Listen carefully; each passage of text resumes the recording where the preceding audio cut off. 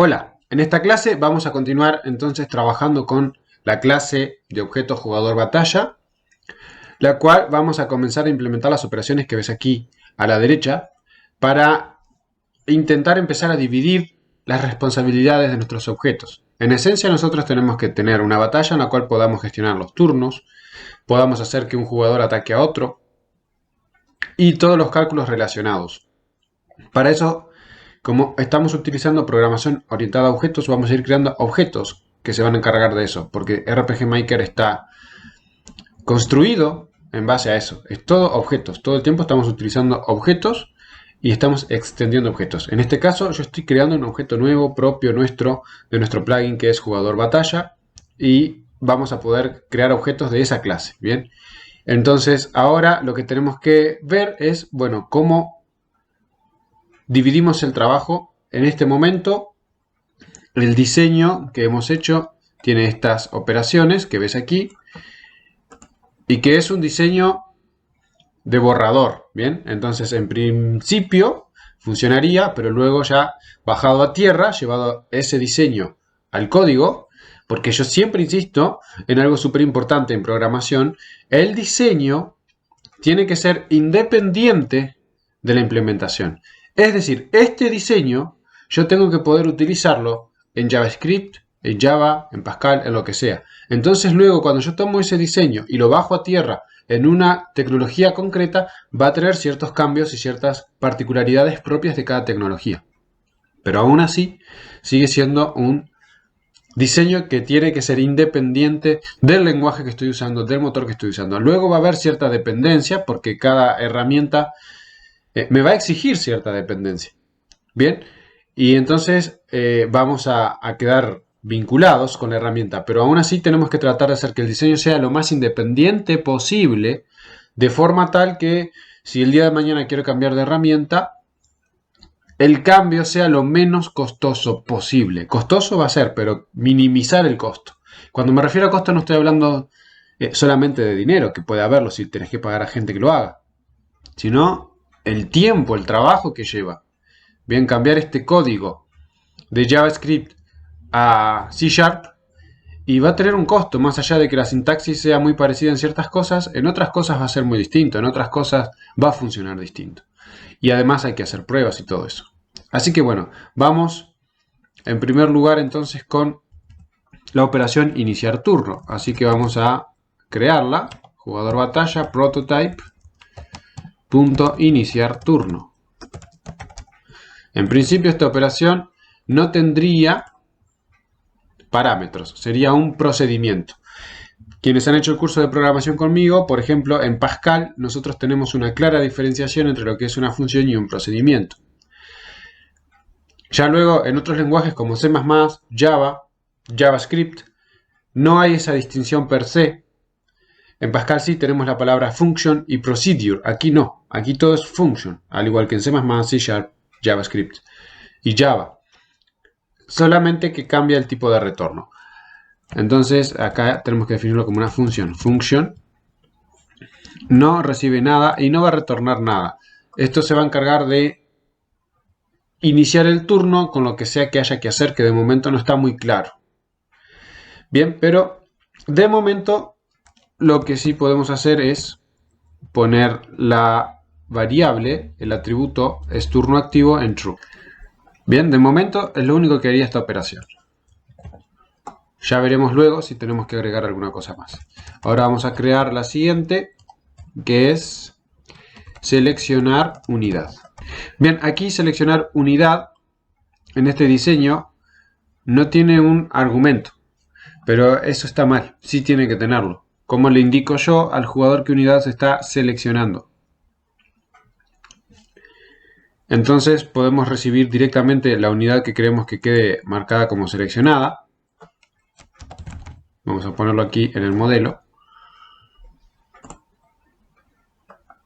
Y ahora vamos a hacerlo aquí en JavaScript, unidad.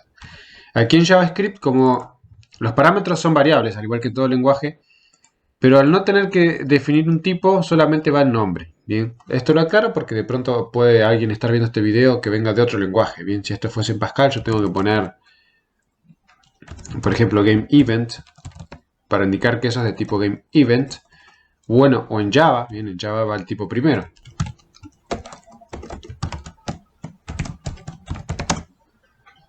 Bien, pero bueno, en JavaScript no tenemos que hacerlo. Quedaría bueno, sí, documentar esto. Bien, en la documentación eso se aclara. Bien, entonces, el parámetro unidad debería ser de tipo GameEvent. Esto no obliga al código, bien, no lo obliga a cumplir con eso, pero sí deja claro para quien lee el código lo que se espera allí. Bien, lo mismo aquí, podemos ir documentando. Bien, como no hay parámetros, no surge nada. Aquí se explicaría simplemente lo que hace la operación. Inicia el turno.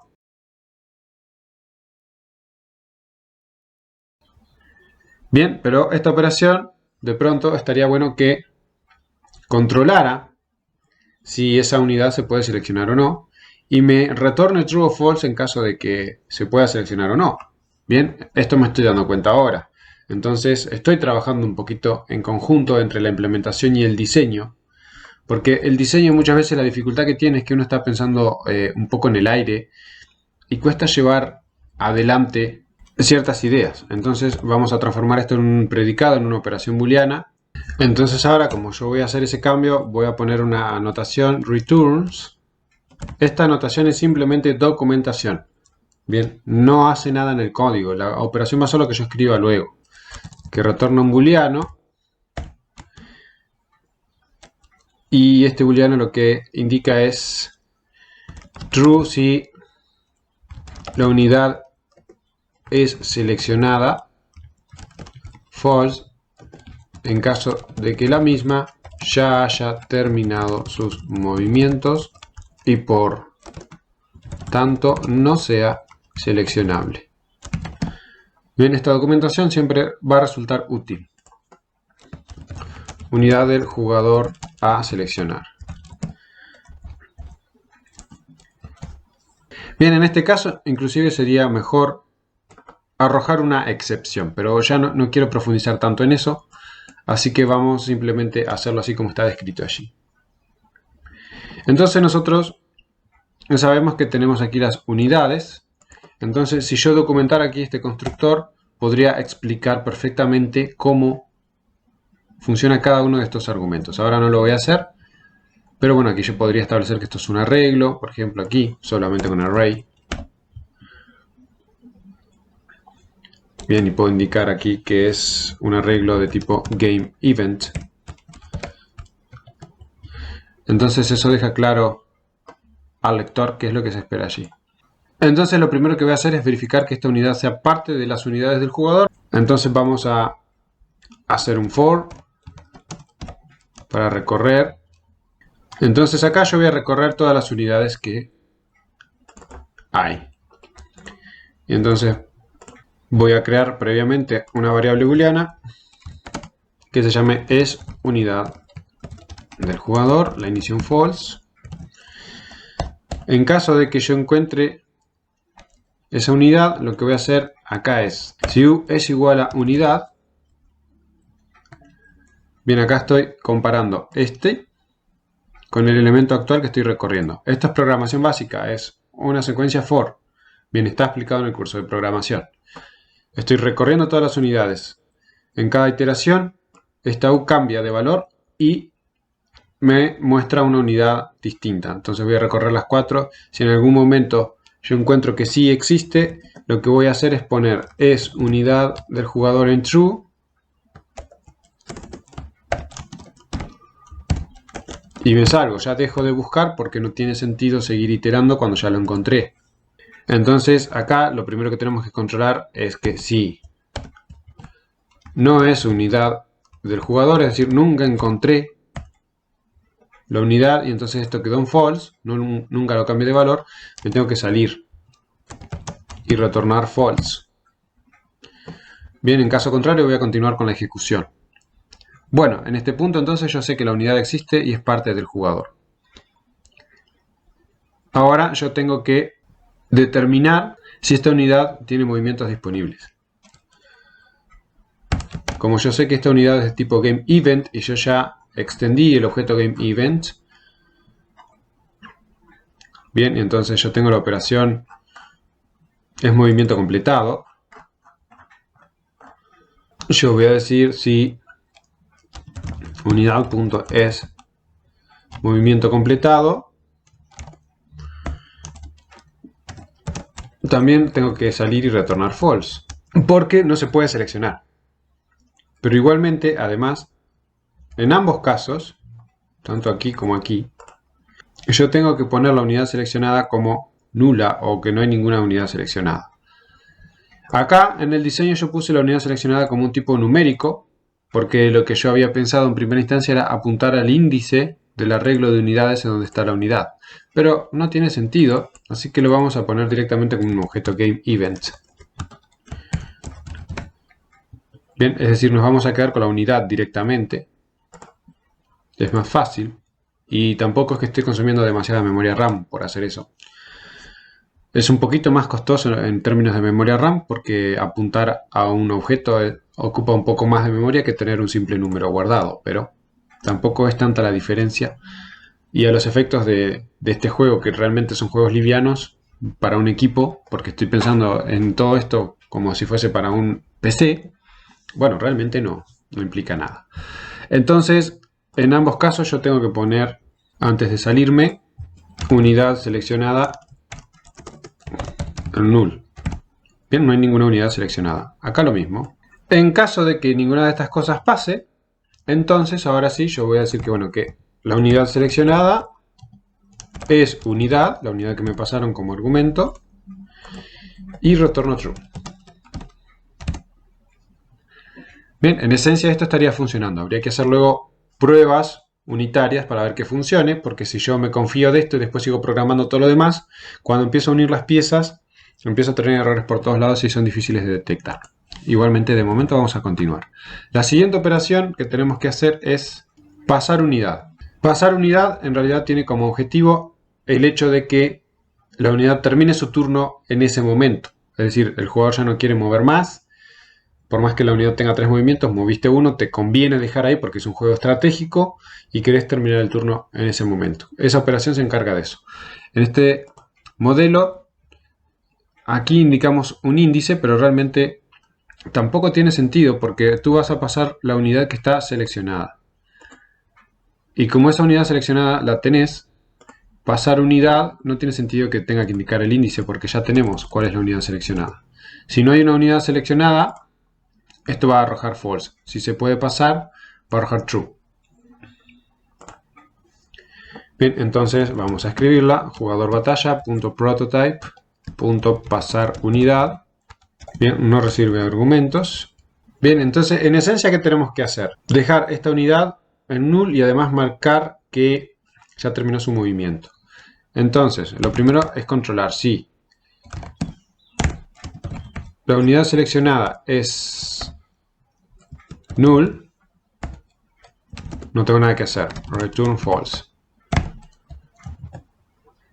Bien, en cualquier otro caso, lo que yo voy a hacer es verificar si ya se terminó el turno.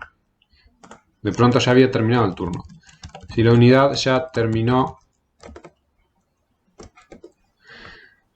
Bien, entonces ahora lo siguiente es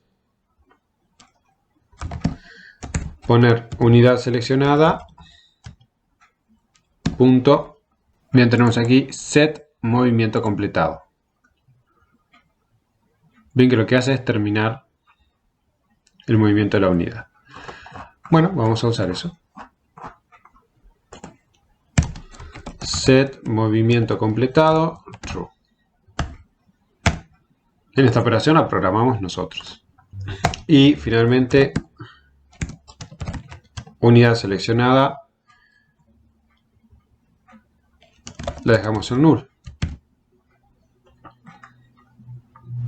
Bien, nosotros ya vimos acá que no podemos seleccionar una unidad cuyo movimiento esté completado.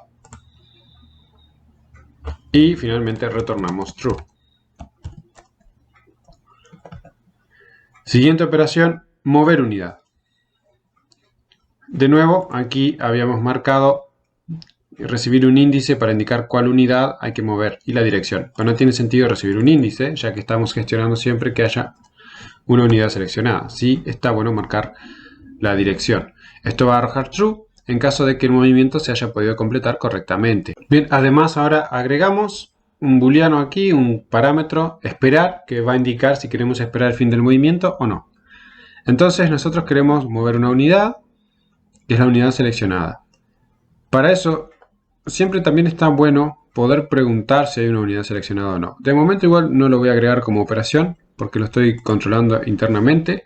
Si después externamente, es decir, desde otro objeto queremos saber eso, crearemos esa operación. Así que vamos a agregar ahora aquí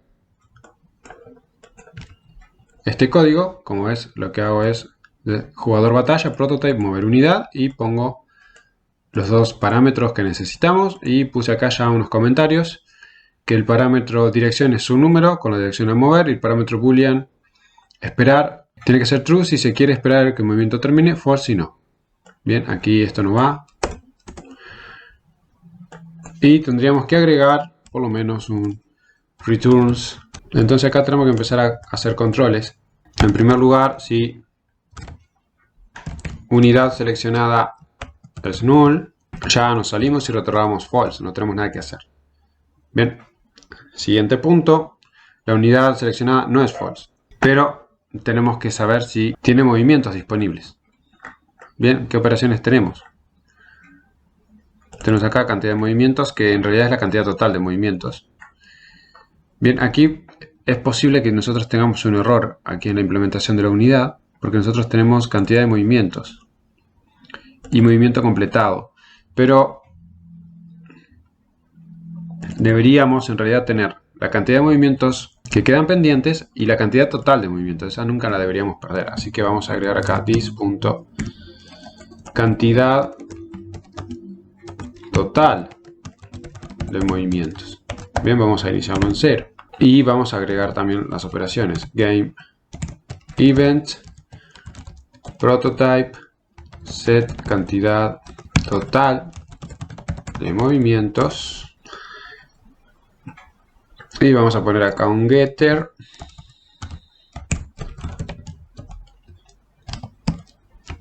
get cantidad total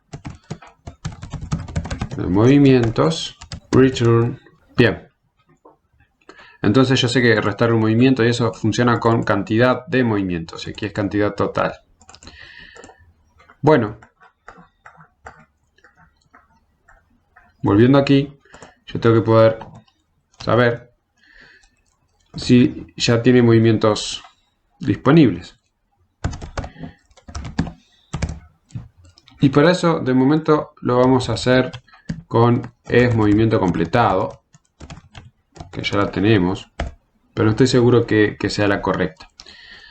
Si el movimiento ya está completado, tampoco voy a hacer nada. Return false. Bien, todo esto en realidad yo lo puedo hacer en un solo if, haciendo una condición compuesta, pero de momento va quedando más claro el código así. Bueno, si llegamos a este punto es porque sí hay una unidad seleccionada y todavía no terminó sus movimientos. Ahora lo siguiente es verificar si la unidad se puede mover en esa dirección. Entonces ponemos if si unidad seleccionada punto canPass, que ya lo habíamos utilizado, y entonces canPass que recibía. Bien, porque aquí sí me falta información. Vamos a ver. Bien, tenemos aquí game character y tenemos canPass y recibe la celda hacia la que nos queremos mover. Entonces vamos a necesitar aquí esa información también. Vamos a agregarlo en el diseño X e Y y vamos a agregarlo aquí X e Y. Bien, entonces acá vamos a poner X y dirección. Bien, entonces si se puede mover, en realidad yo quiero saber si no se puede mover en esa dirección, vamos a también retornar false. Y finalmente tenemos una unidad seleccionada, su movimiento no está completado y se puede mover, entonces llegamos a este punto en donde simplemente la vamos a mover. Unidad seleccionada, move straight, dirección. Ahora, nosotros tenemos que ver si nos marcaron que hay que esperar o no. En caso de que haya que esperar el movimiento, yo tengo que tener un temporizador. Así que me voy a declarar aquí también un atributo que se llame intervalo esperar movimiento. Bien, entonces tenemos que controlar eso. Si esperar es true, yo tengo que esperar el movimiento. Nosotros ya teníamos una operación aquí global que hacía eso. Así que la vamos a usar. Bien, aquí está. Esperar fin de movimiento. Solo que ahora esta operación ya no tiene que utilizar esta variable global. Ahora nosotros estamos trabajando sobre un objeto dentro. Por tanto, ahora tenemos que mejorar esta operación. Yo podría implementar esta operación dentro de la clase jugador. Entonces, vamos a crear una operación que se encargue de eso. Esta, de momento, ahora yo la voy a dejar ahí, pero ya no la vamos a usar. Me voy a copiar este código y me voy a crear esa operación auxiliar. Bien, no es una operación de la interfaz de mi clase. La idea sería que no fuese visible desde fuera. Es una operación interna. Si estuviéramos programando en Java, por ejemplo, nosotros la declaramos como privada a esta operación y no es visible o accesible desde fuera. En Pascal lo mismo, en C++ lo mismo, en C# lo mismo. Aquí, si estuviéramos trabajando con la nueva notación de clases, también podríamos hacer eso. Pero bueno, de momento no lo podemos hacer así, así que vamos a definir ahora esta operación de esta manera. Jugador batalla, prototype. Si no pongo prototype, la estaría definiendo más como estática que otra cosa. Y ponemos function. Entonces, aquí yo hago un control de que la unidad seleccionada no sea null, pero no tiene sentido porque ya lo controlé acá. Entonces, este control ya no lo necesito.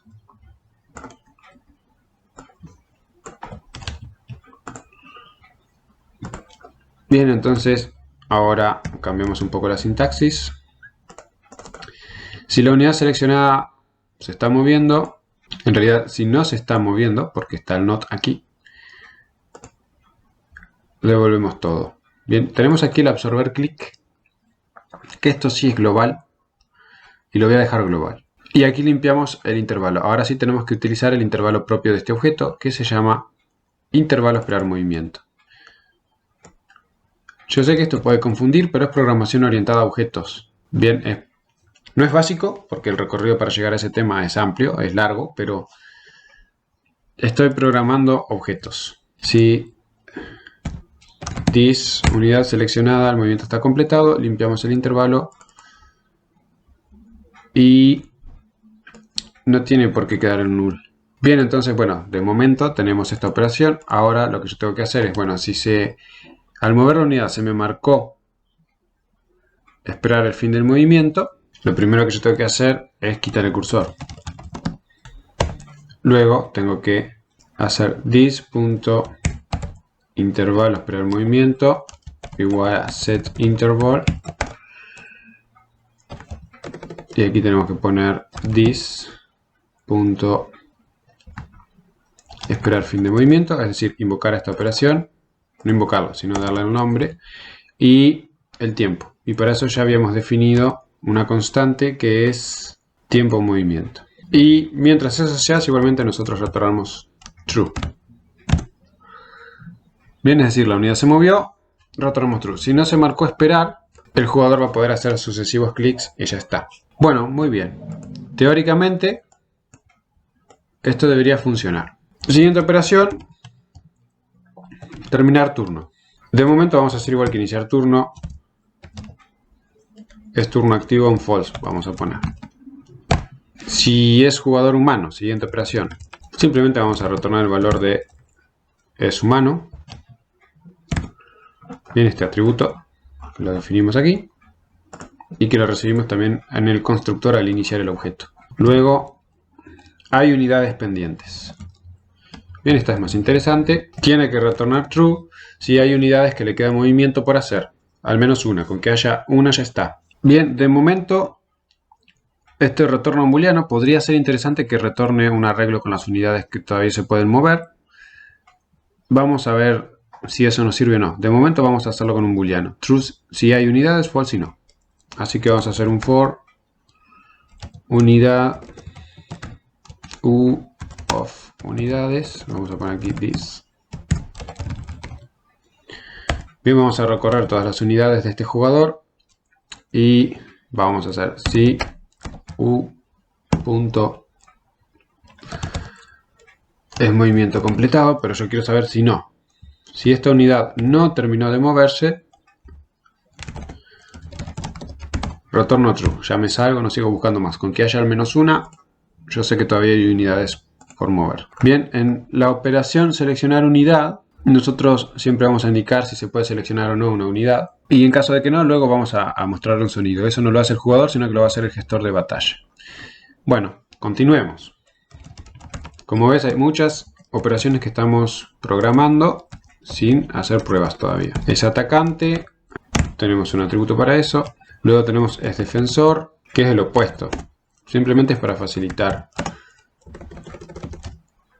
tener una operación u otra y no tener que estar negando. Bien, es defensor, no lo tenemos, así que básicamente vamos a retornar si no es atacante. Bien, es atacante, retorna true si es atacante, false si no. Y este, bueno, si es atacante, esto va a retornar false, es decir que no es defensor. Si no es atacante, esto va a retornar true, es decir que sí es defensor. Es derrotado. También es solamente retornar el atributo.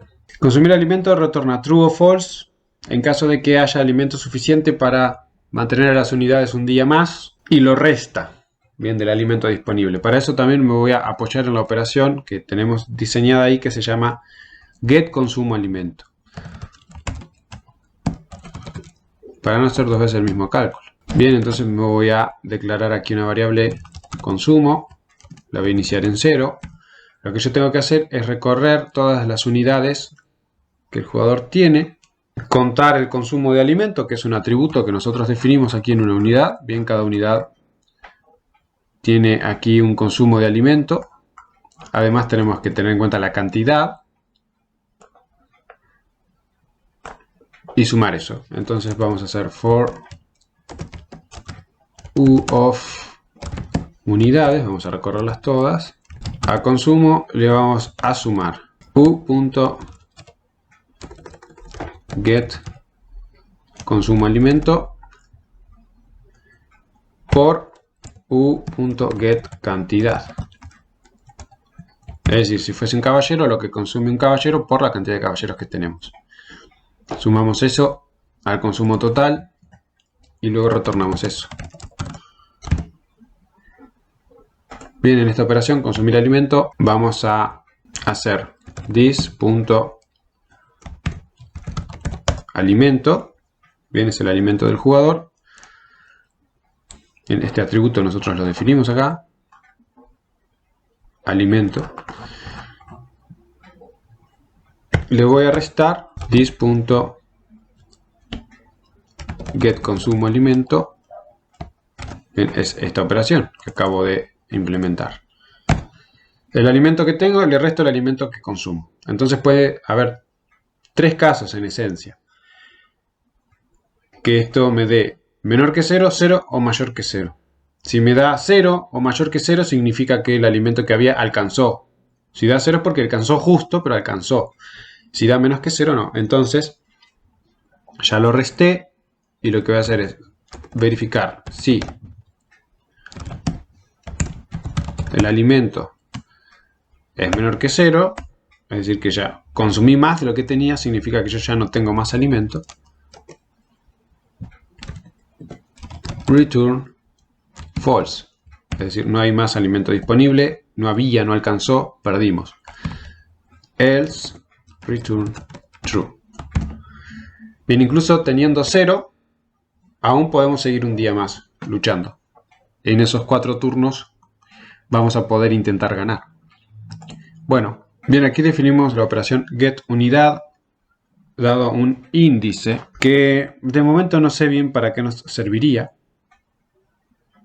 Así que la voy a dejar de momento sin implementar. Le voy a poner un color rojo para marcarla allí.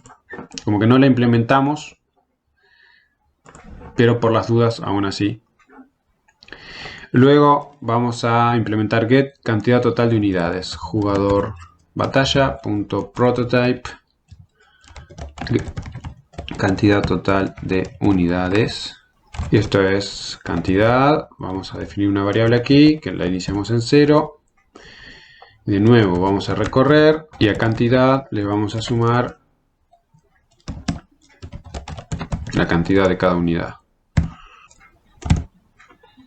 Bien, eso nos va a servir más que nada para el HUD. Get alimento disponible. Retornamos el alimento que hay. Get consumo de alimento ya la implementamos. Y set derrotado. De momento no sé si corresponde implementarlo de esta manera. Porque después vamos a tener que crear, aunque no están aquí en el diseño, vamos a tener que crear la operación recibir ataque, por ejemplo. Para que se hagan los cálculos de las pérdidas del ataque y allí se va a verificar si el jugador se ha derrotado o no. Pero bueno, igualmente esta operación nos puede servir. Bien, recibe un parámetro y vamos a decir this.derrotado igual derrotado. Así que en esencia nosotros tenemos ya lo que sería el jugador de una batalla implementado, por lo menos en su mayoría. Ahora tenemos que implementar lo que es una batalla. Viene el objeto batalla que va a gestionar 2 jugadores de estos objetos. Bien, lo vamos a hacer en la siguiente clase.